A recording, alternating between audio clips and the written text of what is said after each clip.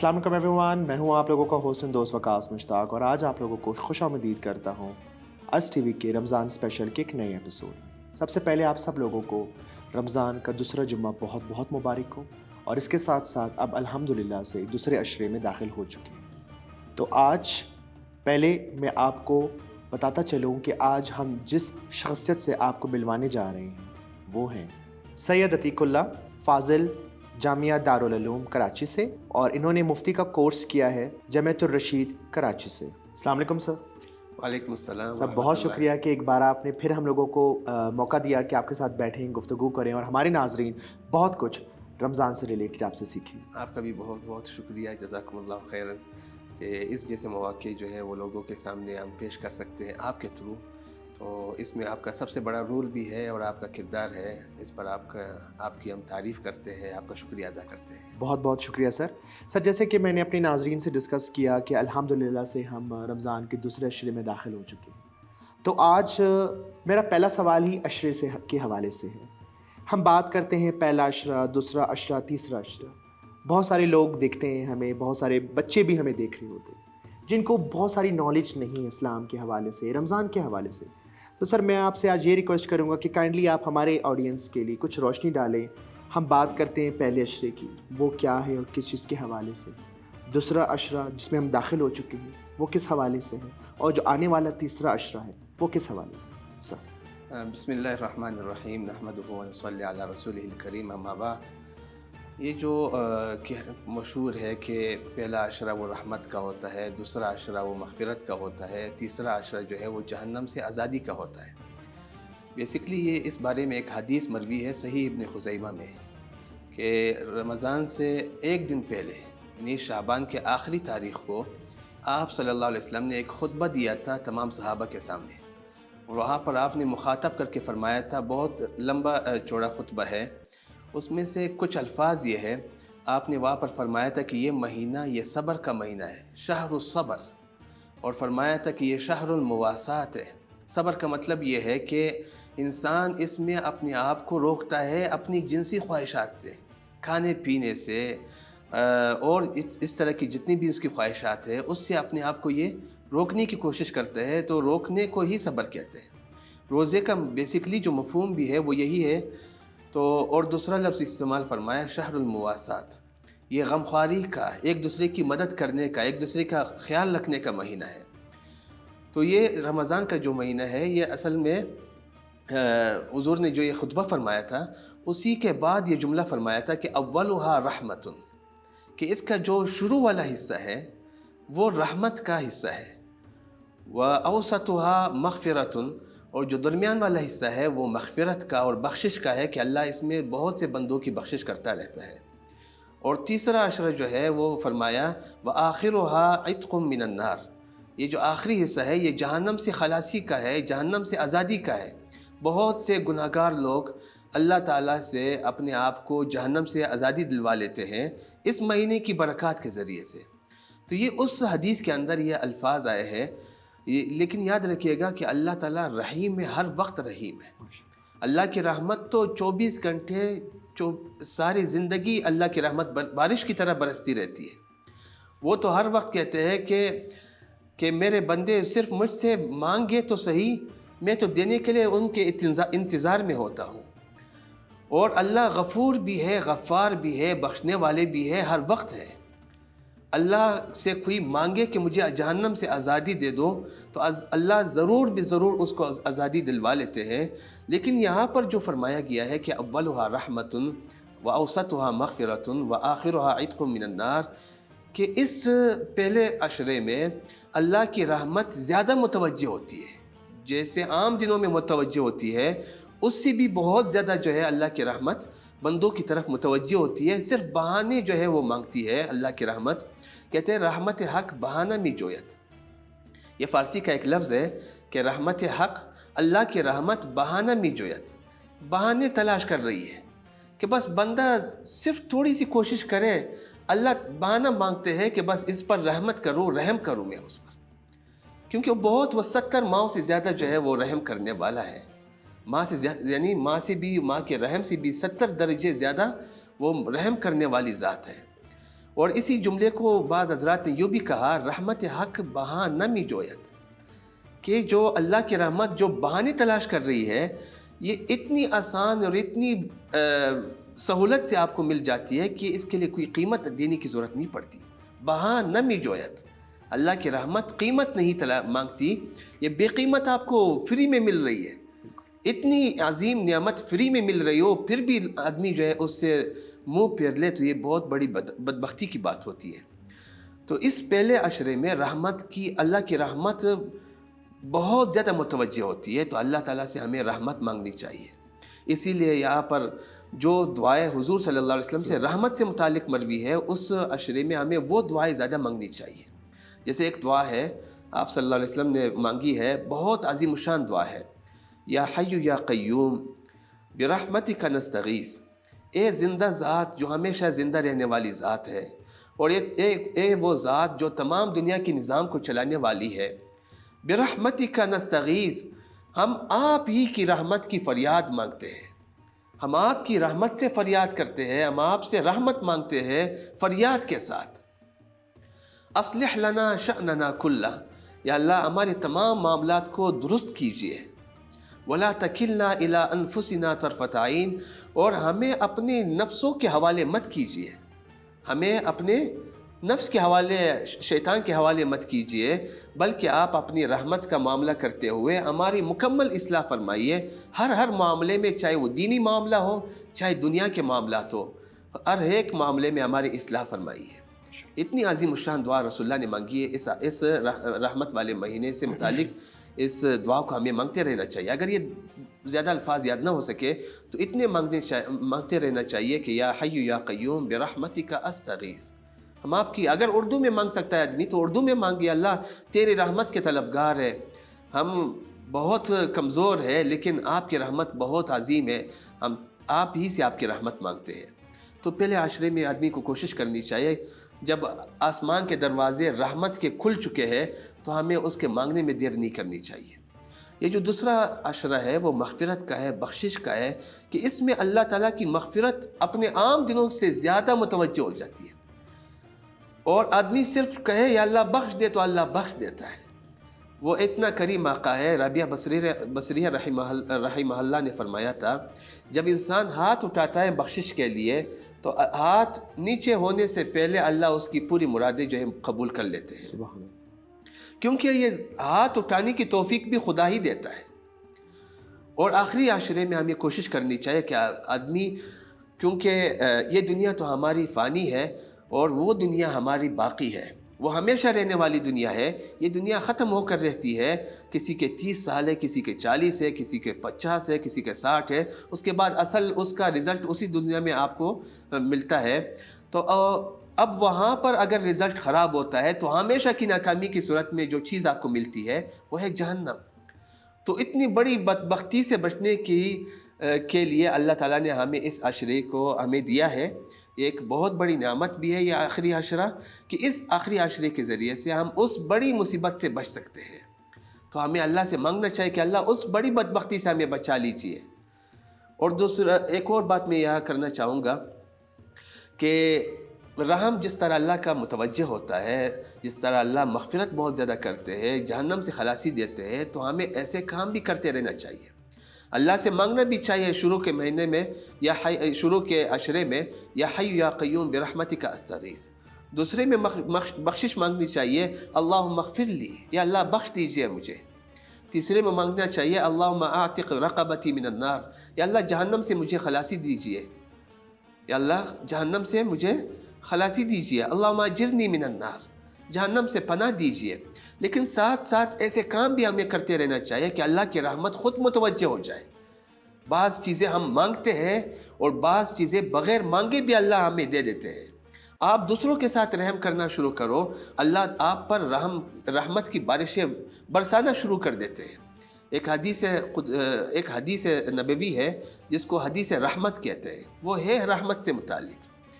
اور اس میں اللہ نے فرمایا ارحموا من فی الارض یرحمکم من فی السماء، تم زمین والوں پر رحم کرو، آسمان والا تم پر رحم کرے گا.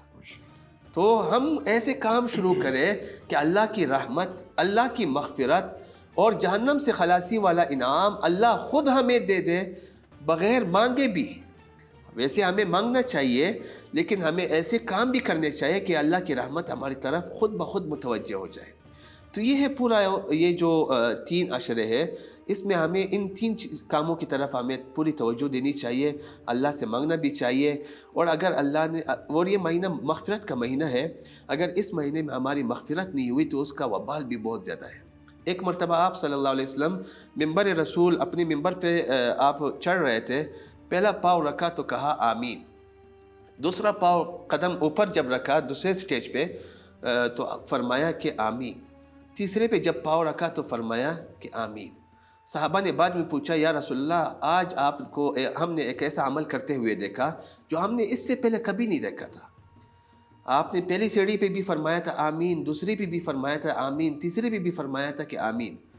تو آپ صلی اللہ علیہ وسلم نے پھر اس کا جواب دیا کہ اس وقت جبریل امین میرے پاس تشریف لائے تھے، تو اس جبریل امین نے 3 بددعائیں دی تھی، اور آپ صلی اللہ علیہ وسلم نے اس پر آمین کہا تھا. جب دعا مانگے جبریل امین، آمین کہنے والا پیغمبر رسول ہو جس کا مقام خدا کے بعد دوسرے نمبر پر ہے کہ بعد از خدا تو یہ قصہ مختصر، کہ اللہ کے بعد اگر کسی کا مقام ہے تو پیغمبر حضرت محمد صلی اللہ علیہ وسلم ہی کا ہے. تو آمین اس کا ہو تو اس دعا کی، اس بددعا کی قبولیت میں کیا شک رہ سکتا ہے.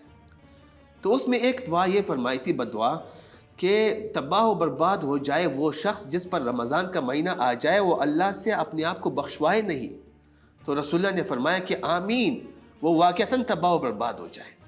تو اتنی بڑی وعید اس پر وارد ہوئی ہے، تو ہمیں کم از کم اس وعید سے بچنے کی کوشش کرنی چاہیے اور اللہ سے خوب عبادت کی کوشش کرنی چاہیے، اللہ کی رحمت مانگنی چاہیے، مغفرت مانگنی چاہیے، جہنم سے آزادی کی مانگنی چاہیے ہمیں، اور ایسے کام کرنے چاہیے کہ یہ تمام کام اللہ تعالی ہمیں خود دے دے. تو یہ ہے پورا اس کا نقطہ نظر، پس منظر. ماشاءاللہ. سر اپنے دیکھنے والوں کے لیے ایک اور سوال آپ سے یہ پوچھنا چاہوں گا، یہ بہت دفعہ میرے دماغ میں بھی گھومتا رہتا ہے. بہت سارے لوگوں کو لگتا ہے کہ جب ہم رمضان رکھتے ہیں تو وہ صرف اور صرف ایک منہ کا روزہ ہوتا ہے، نہ کھایا نہ پیا اور روزہ چل رہا ہے ہمارا. تو اس پہ آپ روشنی ڈالیں کہ آنکھ کا روزہ، لباس کا روزہ، جسم کا روزہ، زبان کا روزہ کتنی اہمیت رکھتا ہے، تاکہ ہمارے دیکھنے والوں کو بھی اس کو دیکھ کر سمجھ آ سکے کہ اصل میں روزہ صرف منہ کا نہیں، انسان کے پورے جسم کا ہوتا ہے. سر روزے کی کچھ شرائط ہے، علماء نے بہت سی شرطیں بیان کی ہے.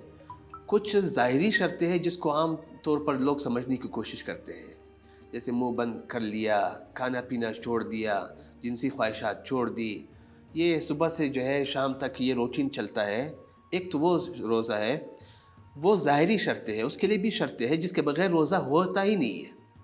لیکن کچھ باطنی شرطیں ہیں، اندرونی شرطیں ہیں، کچھ روحانی شرطیں ہیں کہ جس کے بغیر روزہ مر جاتا ہے، اس کی کوئی حیثیت نہیں ہوتی اللہ کی نظر میں. مثلا ایک آپ صلی اللہ علیہ وسلم نے جو فرمایا نا، ابھی جو بتائی تھی وہ حدیث سنائی تھی کہ یہ شہر الصبر ہے، یہ صبر کا مہینہ ہے.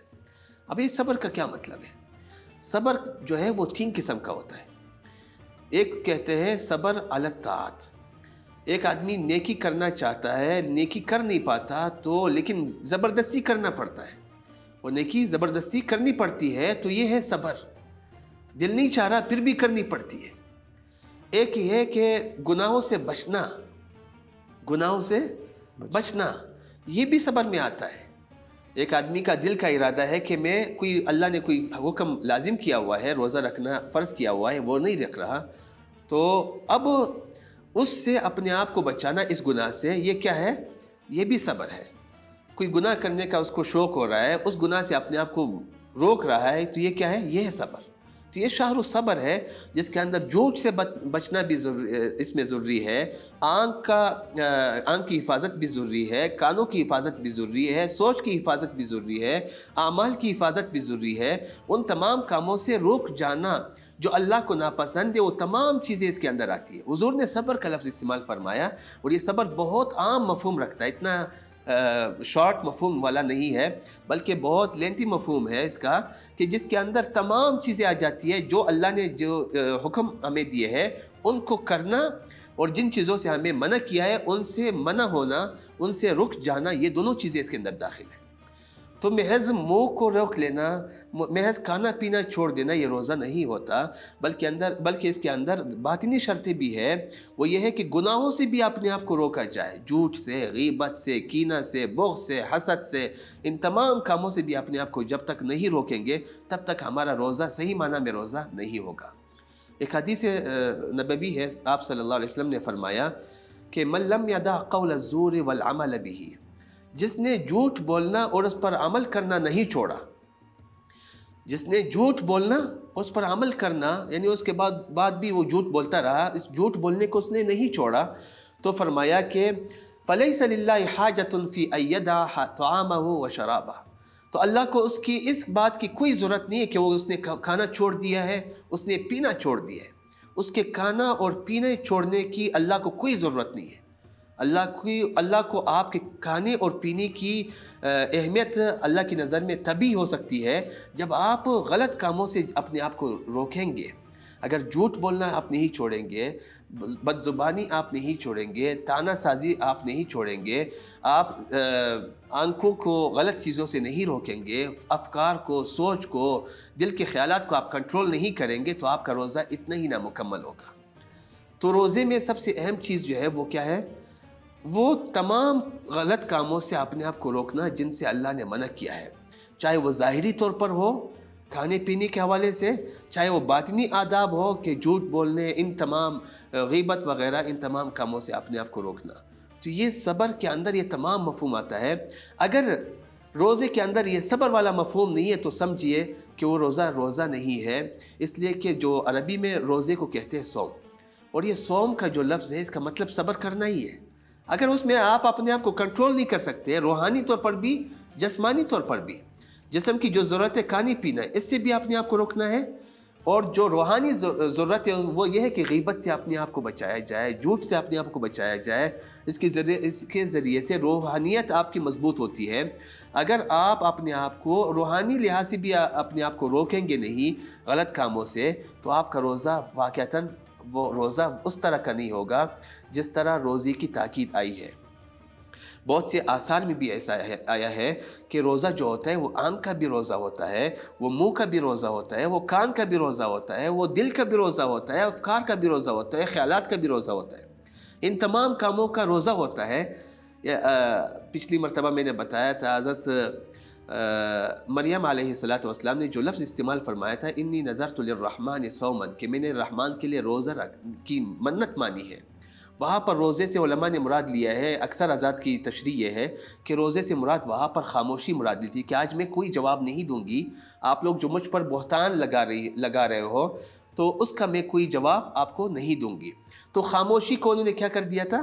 روزے سے تعبیر کیا ہے۔ تو منہ کو کنٹرول کرنا یہ بھی روزہ ہے، زبان کا، آنکھوں کا، تمام چیزوں کا روزہ ہوتا ہے۔ تو انسان کو ان تمام چیزوں کا خیال رکھنا چاہیے، تب بھی وہ مکمل روزہ ہوگا، ورنہ وہ روزہ جو ہے وہ ممکن ہے لنگڑا ہو، ممکن ہے نابینا ہو، اس کے اندر بہت سے اس میں فالٹ آ سکتے ہیں، نقص آ سکتے ہیں، تو وہ پھر اللہ کی نظر میں اس کی اہمیت نہیں ہوتی۔ سر اگر دیکھا جائے کہ ہم بات کرتے ہیں رمضان میں روزوں کے حوالے سے، آپ نے ماشاءاللہ سے اس کا مفہوم بھی بیان کیا، ایسے بہت ساری چیزیں ہوتی ہیں جس کا ہم احتیاط نہیں کرتے، ہم ان کی امپورٹنس نہیں جانتے، ہمیں کن چیزوں سے رکنا ہے، کیا چیز کرنی ہے، کیا چیز نہیں کرنی۔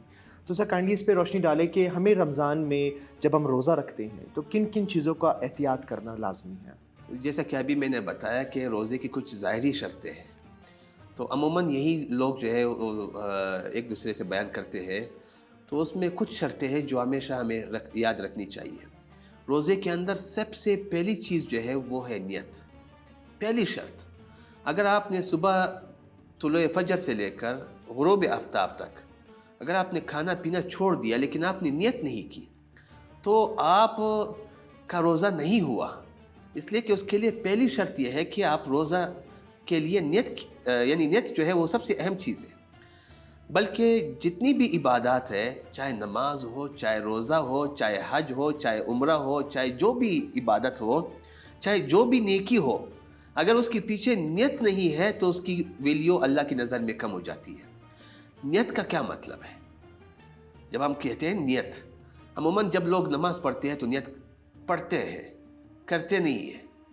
پڑھنے کا مطلب اور ہے، نیت کی جاتی ہے، نیت پڑھی نہیں جاتی۔ بعض لوگ وہ نیت کرتے ہیں نا تو وہ الفاظ پڑھتے رہتے ہیں۔ الفاظ اپنی دل کی تسلی کے لیے پڑھ سکتے ہیں، لیکن اصل شرط جو ہے وہ یہ ہے کہ انسان دل میں ارادہ کرے۔ نیت نام ہے، یہ عربی کا لفظ ہے، نیت کا مطلب ہے دل کا ارادہ۔ بلکہ بعض اس میں آیا ہے کہ نیت یہ ہے کہ نیت القلب، دل میں کیا آپ کا جو ہے ارادہ ہے اسی کو کہتے ہیں نیت۔ تو اصل پہلی بات تو یہ کنفرم ہونی چاہیے کہ نیت جو ہے وہ دل کے ارادے کا نام ہے، زبان سے پڑھنے کا نام نہیں ہے۔ تو اگر آپ زبان سے کچھ پڑھ رہے ہو، دل میں آپ کا کوئی خیال نہیں آ رہا، تو روزہ نہیں ہوا۔ تو سب سے پہلی چیز نیت کے اندر وہ دل کا ارادہ ہے۔ یہ اتنی اہم شرط ہے کہ اگر اس کے اندر کچھ بھی فطور اور کچھ بھی کمی آئی، کچھ بھی نقص آیا، تو روزہ سارا خراب ہو جائے گا۔ جیسے نماز، ایک آدمی نماز پڑھتا ہے، مطلب یہ ہے کہ وہ اس نیت سے پڑھتا ہے کہ اللہ کو راضی کر لے، کہ اللہ نے یہ نماز مجھ پر فرض کی ہے تو اس کو ثواب ملے گا۔ لیکن اگر وہی نماز وہ اس نیت سے پڑھتا ہے کہ لوگوں کو دکھاؤں گا، تو اس کا سارا ثواب جو ہے وہ ختم ہو جائے گا۔ ایک شخص روزہ رکھتا ہے اس نیت سے کہ اللہ راضی ہو جائیں گے، تو یہ کیا ہے؟ نیت ہے، اس کی نیت صحیح ہے۔ اور اگر وہ نیت اس لیے وہ دل میں یہ ارادہ کرتا ہے کہ لوگ کیا کہیں گے، تو پھر وہ روزہ نہیں ہوا۔ وہ صرف لوگوں سے بچنے کے لیے، لوگوں کی باتوں سے بچنے کے لیے وہ صرف ایک ایکٹنگ کر رہا ہے، وہ روزہ نہیں ہے۔ تو روزے کے اندر سب سے پہلی شرط جو ہے وہ نیت ہے، اور یہ نیت جو ہے وہ بہت اہم چیز ہے۔ اتنی اہم ہے کہ اسی کو ہم اخلاص کہہ سکتے ہیں۔ اخلاص اسی چیز کا نام ہے کہ جو بھی کام کیا جائے وہ صرف اور صرف ایک ذات کو راضی کرنے کے لیے کی جائے۔ صلاح الدین ایوبی رحمہ اللہ کا ایک قول ہے، بہت شاندار قول ہے۔ وہ فرماتے ہیں، بہت چھوٹا سا لفظ ہے، اخلص تنل۔ اگر آپ اپنے اندر نیت کو صاف کر لیں گے تو آپ کو دنیا و جہان کی تمام جتنی بھی فائدے اور جتنی بھی نعمتیں ہیں وہ تمام آپ کو مل جاتی ہیں۔ اس کے جتنے بھی مقاصد ہیں وہ تمام آپ کو مل جائیں گے۔ بس شرط کیا ہے کہ آپ کی نیت کتنی خالص ہے۔ تو آپ اپنی نیت کو خالص کرو، تمام دنیا کی نعمتیں آپ کو مل جائیں گی۔ تو نیت جو ہے وہ بہت زیادہ اہم ہے۔ قرآن مجید میں بہت سی جگہوں پر فرمایا گیا مخلصین لہ الدین، کہ اللہ کے لیے دین کو اور عبادت کو خالص کرو۔ بعض جگہوں پر فرمایا حنفاء للہ، جو کام بھی اللہ کے لیے کیا جائے یکسو ہو کر، اللہ کے ساتھ کسی اور کو شریک نہ کیا جائے، غیر مشرکین بہ، اللہ کے ساتھ کسی اور کی نیت نہ کی جائے، مقصد صرف یہ ہو کہ صرف ایک ہی ذات راضی کی جائے۔ تو سب سے بڑا جو فتنہ آج کل پیدا ہو چکا ہے وہ ہے فتنہ ارضاء الناس، لوگوں کو راضی کرنے کی کوشش۔ اللہ کو راضی کرنے کی کوشش جو ہے اب ناپید ہوتی جا رہی ہے، ختم ہوتی جا رہی ہے۔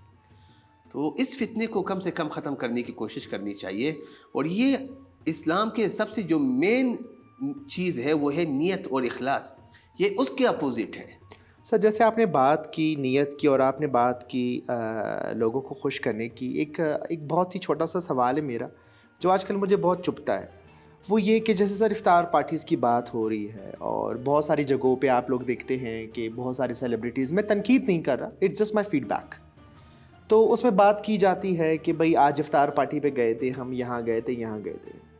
سر، افطار پارٹیز کے اندر کا جو ماحول ہوتا ہے وہ دکھنے لازمی نہیں ہے، لیکن اس افطار پارٹی کے باہر جو غریب عوام بیٹھی ہے، جو لوگ ہیں، جو غریب انسان بیٹھا ہوا ہے اور جو افطار کرنے کی صلاحیت نہیں رکھتا، فائنینشیل پاور اس کے اندر نہیں ہے، کیا بہتر نہیں ہے اتنی بڑی عالیشان افطار پارٹیز کو سائٹ پہ رکھتے ہوئے ایک روڈ پہ ایک کارپیٹ بچھا دیا جائے، دری بچھا دی جائے اور وہاں پہ ان تمام غریب لوگوں کو افطار کرایا جائے، بنسبت اس کے کہ بڑے بڑے شخصیتوں کو بلا کے افطار پارٹی کی جائے اور اس کو بھی ماشاءاللہ سے پبلسائز کیا جائے کہ آج بہت ہی خوبصورت اور عالیشان افطار پارٹی ہوئی تھی۔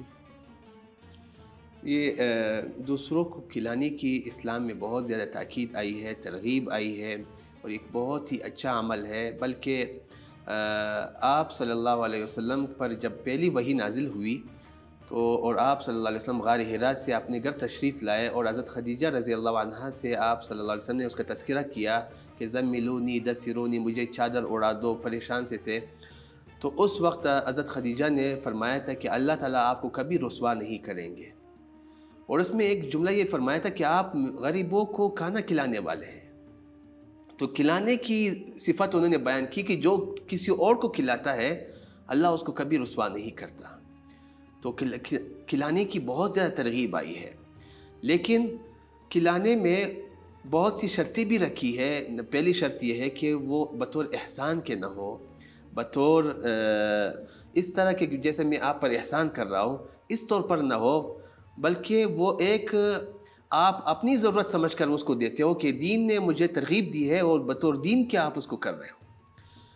اور اسی طرح یہ بھی شرط ہے کہ وہ نام و نمود کے لیے نہ ہو، لوگوں کو دکھانے کے لیے نہ ہو، صرف اس میں محض دکھاوا نہ ہو، بلکہ اس میں مقصود یہ ہو کہ اللہ مجھ سے راضی ہو جائے. کیونکہ جتنے بھی امور ہے، جتنے بھی کام ہے، اس میں اخلاص سب سے پہلی شرط ہے. اگر اخلاص نہیں ہے اس کام کی کوئی ویلیو نہیں ہے. آپ صلی اللہ علیہ وسلم نے فرمایا کہ میرا صحابی اگر ایک کھجور وہ صدقہ کرتا ہے اور ایک بعد میں کوئی امتی بعد میں آئے گا اور وہ ممکن ہے احد پہاڑ کے برابر سونا خرچ کر دے اللہ کے راہ میں، میرے اس صحابی کا وہ ایک کھجور کا ثواب اس پہاڑ سے زیادہ ہوگا. اگرچہ ہم دیکھیں کھجور بہت معمولی چیز ہے، لیکن پہاڑ جیسا سونا کوئی اللہ کے راہ میں خرچ کر رہا ہے، وہ بہت بڑی مقدار ہے، لیکن اللہ کی نظر میں وہ اس کا دل کا ارادہ ہے، وہ اس کے باہر کی چیز نہیں ہے.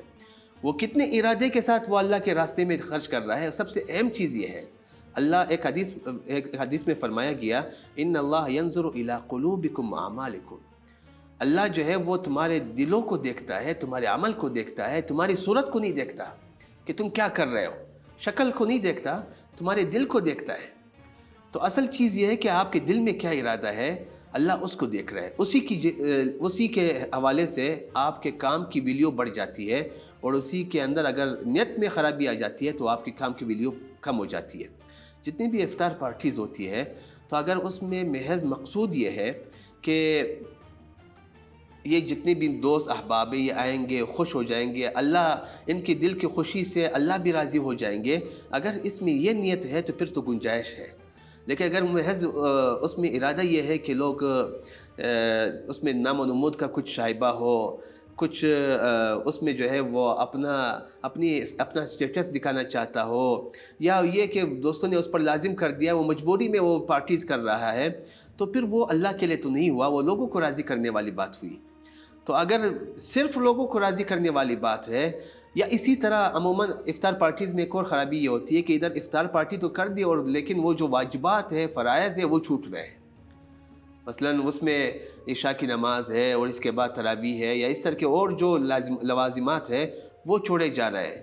اسی طرح افطار پارٹیز ہو رہی ہوتی ہے اور ساتھ ساتھ کبھی کبھی اس میں ایسی مجلسیں ہوتی ہے جو دین اسلام کے بالکل خلاف باتیں ہوتی ہے، اس میں غیبت بھی ہو رہی ہوتی ہے، اس میں دیگر امور ہو رہے ہوتے ہیں. تو ان چیزوں سے بچنا بہت ضروری ہوتا ہے. تو افطار پارٹیز کے اندر افطار پارٹیز کو ختم کرنا یہ حل نہیں ہے، افطار پارٹیز کو صحیح نہج پہ لے جانا یہ اصل حل ہے، کہ اس کے اندر جو غلط خرافات ہے، غلط چیزیں ہیں، ان کو ختم کیا جائے. اور لیکن ساتھ ساتھ اگر اس افطار پارٹی کے مقابلے میں اگر ہم غریبوں کو فوکس کریں تو زیادہ بہتر ہوگا، اس لیے کہ غریبوں کے بارے میں